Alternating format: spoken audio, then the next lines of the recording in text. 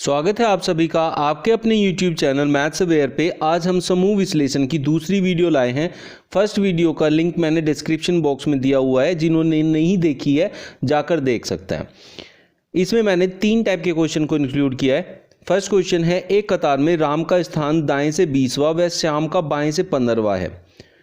मैंने पहली वीडियो में समझाया था कि दाएं और बाएं से जब हम स्थान बदल लेते हैं तब क्या होता है, लेकिन यहाँ हमें बताना है कि जो भी अरेंजमेंट आपको क्वेश्चन में दिया है उसके लिए कम से कम न्यूनतम कितने छात्रों की जरूरत होगी।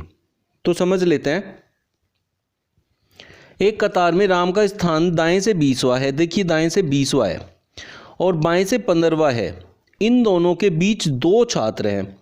तो आपको क्या करना है कि जो दाएं से आपका स्थान है प्लस बाएं से जो आपका स्थान है -2, जो बीच के छात्र है फिर उनको माइनस करना है। तो ये होता है जिससे आपको न्यूनतम छात्रों की संख्या पता चल जाती है। तो अब हमारा दाएं से स्थान जो है वो 20वां है, बाएं से जो स्थान है वो 15वां है। -2 करना ही करना है हर किसी में। माइनस बीच के छात्र, यहाँ बीच के छात्र भी 2 हैं, इनको भी माइनस कर लेते हैं। 35 -4 31 आएगा। तो मतलब हमारे पास 31 मिनिमम स्टूडेंट्स छात्र इस कतार में होने चाहिए, तभी जाकर ये अरेंजमेंट बन पाएगा। तो बीच के 2 छात्र जो होते हैं, ये जो बीच के 2 हैं 4 हैं 6 हैं, कितने भी जो बीच के छात्र होते हैं ये हमेशा माइनस किए जाते हैं और साथ में 2 माइनस किया जाता है। इस ट्रिक को यूज करना है, आपका आंसर हमेशा एक्यूरेट आएगा और बहुत जल्दी आ जाएगा, विद इन सेकेंड्स। राहुल का अपनी कक्षा में ऊपर से 9वां तथा नीचे से 38वां स्थान है। कक्षा में कुल कितने छात्र हैं? देखिए लास्ट वाली वीडियो में जो समझाया था वो समझाया था कि एक कतार है, उसमें आपका लेफ्ट से कोई स्थान है, राइट से कोई स्थान है, तो टोटल कितने छात्र हैं। तो उसके लिए फॉर्मूला यूज किया था कि total equals to right plus left -1। अब जो ऊपर से नीचे या नीचे से ऊपर वाली जो कंडीशन होती है, यही अगर मैं इसको इधर ऐसे घुमा दूं, इस संख्या को, इस लाइन को ऐसे घुमा देते हैं तो ये क्या हो जाएगा, ऐसे बन जाएगा। तो मतलब उसी लाइन की बात कर रहे हैं, बस यहाँ ऊपर से नीचे आ गया और बीच के छात्र आ गए। तो इसका मतलब लेफ्ट को मैं कह सकता हूँ, अगर लेफ्ट को लेने तो लोअर पार्ट और राइट को कह सकता हूँ अपर पार्ट। तो टोटल निकालने के लिए हो जाएगा upper part plus lower part -1। मतलब ऊपर से स्थान नीचे से स्थान दोनों को जोड़ना है, -1 करना है, तो टोटल आता है। तो सेम फॉर्मूला है, बस इसको ऐसे रिप्लेस करना है। अब हम देखते हैं कि यहाँ कुल छात्र हमसे पूछे हैं, तो राइट से उसका स्थान क्या है। अब ये देखें, राइट का मतलब उसका ऊपर से स्थान क्या है, तो 9वां स्थान है, 9 प्लस अब लोअर पार्ट देखेंगे, नीचे से उसका स्थान कितना है 38, और 1 माइनस करेंगे तो कुल छात्रों की संख्या निकल कर आएगी। 38 9 47 -1 हो जाएगा 46। इस तरीके से इस क्वेश्चन को किया जाता है। एक पंक्ति में शक्ति का बाएं से वही स्थान है जो दाएं से है। तो कुल 53 छात्र हों तो उसका बाएं से स्थान क्या होगा। देखिए ये क्वेश्चन जब आपका बाएं से वही स्थान होता है जो दाएं से होता है, इसका मतलब होता है कि आप बिल्कुल उस पंक्ति के बीचों बीच बैठे हैं। तो जैसे मैं एक एग्जांपल लेता हूं छोटा, कि 3 व्यक्तियों का एक एग्जांपल ले लेते हैं। अगर ये व्यक्ति देखा जाए तो लेफ्ट से भी एक स्थान पर है और राइट से भी एक स्थान पर है, तो इट मीन्स ये बीच में बैठा है। तो ऐसी कंडीशंस में जब बाएं और दाएं से दोनों तरफ से आपका स्थान बराबर होता है, तब इसका मतलब होता है आप बिल्कुल बीच में होते हो। तो अब मैं आपको समझाता हूं कि इसको कैसे करना होता है। कि अब हम देखें, यहाँ हमारे पास टोटल 3 छात्र हैं।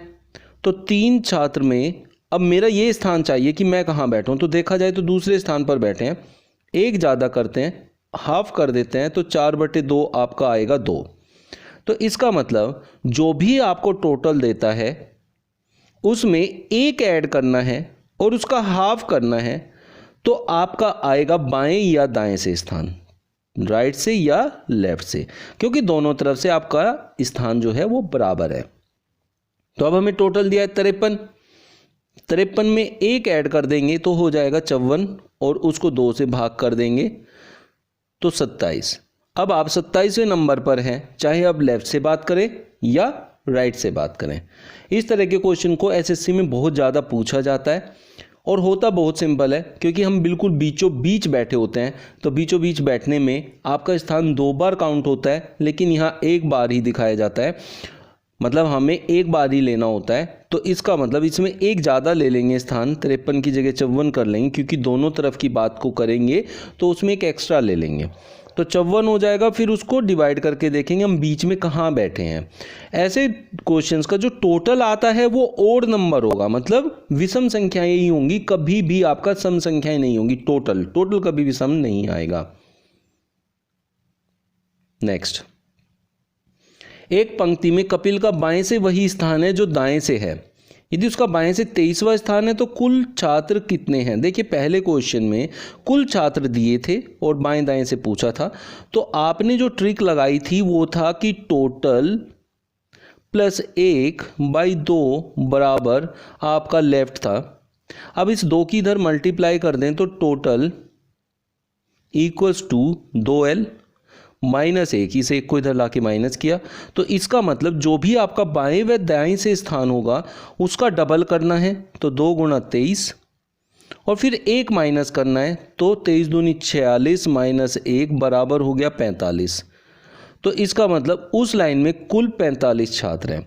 तो अभी मैंने इस टाइप को देखिए दोनों तरीके से समझाया है कि टोटल दिया तो लेफ्ट राइट का आंसर पता चल जाएगा, और लेफ्ट राइट से आपको संख्या दी है तो टोटल पता चल जाएगा। इस तरीके के क्वेश्चन को ऐसे ही किया जाता है। अब आप देख रहे होंगे जो टोटल आया वो 45 आया। जब लेफ्ट और राइट से दोनों तरफ से स्थान बराबर होता है तो टोटल हमेशा ओड नंबर ही आता है, विषम नंबर ही आएगा, सम नहीं आता है। तो ऑप्शन में जब भी आपको टिक करना है, अगर 4 ऑप्शन में से 3 ऑप्शन सम दे रखे हैं और विषम एक ही है तो आपको निकालना भी नहीं है, बस उस पर टिक करना है और वो ही आपका आंसर होगा। उम्मीद करता हूँ आप लोगों को सब समझ में आ गया होगा। अगर जिसको समझ में नहीं आया है, कहीं भी किसी क्वेश्चन में कोई प्रॉब्लम है तो मुझे कमेंट बॉक्स में लिख सकता है, मैं उसका रिप्लाई ज़रूर करूँगा, आपको समझा दूंगा। और कोई बड़ी बात होगी, बड़ा टॉपिक होगा जो समझ में नहीं आया, या कोई बड़ी ऐसी कोई क्वेरी होगी तो उस पर एक अलग से वीडियो भी बना दूंगा। चलिए मिलते हैं नेक्स्ट वीडियो में न्यू क्वेश्चंस के साथ। Thank you. Subscribe now and press the bell icon. Never miss an update.